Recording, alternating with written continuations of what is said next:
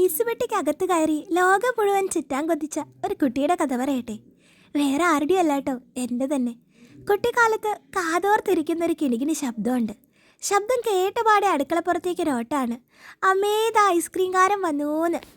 അന്നത്തെ ദിവസം മുഴുവൻ നല്ല കുട്ടി ചമഞ്ഞതിൻ്റെ കാരണമാണ് പുറത്തങ്ങനെ മധുര ബെല്ലടിച്ച് നിൽക്കുന്നത്. പോയി വാങ്ങിക്കോ എന്നുള്ള മട്ടിൽ അമ്മയുടെ ഒരു ചിരിയുണ്ട്. പിന്നെ ഒരൊറ്റ ഓട്ടാണ് പുറത്തേക്ക്. നോക്കി നോക്കി നിൽക്കെ തണുത്ത ഐസ് പെട്ടിക്കുള്ളിൽ നിന്ന് പുറത്തു വരും പല നിറത്തിലുള്ള മധുരിക്കുന്ന കോലൈസുകൾ. അന്നത്തെ എൻ്റെ ആഗ്രഹമായിരുന്നു ഈ ഐസ് പെട്ടിക്കുള്ളിൽ കയറിയിരുന്ന് ലോകം മുഴുവൻ ചുറ്റണമെന്ന്.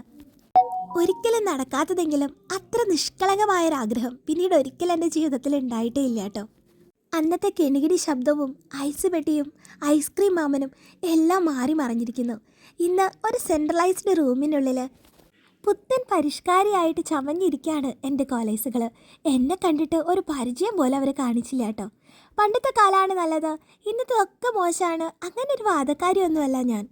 എന്നാലും എനിക്ക് തോന്നാറുണ്ട് ഈ യാത്രക്കിടയിൽ എവിടെയോ വെച്ച് നമ്മളുടെ കൊതി നമുക്ക് നഷ്ടപ്പെട്ടു പോയിട്ടുണ്ടെന്ന്.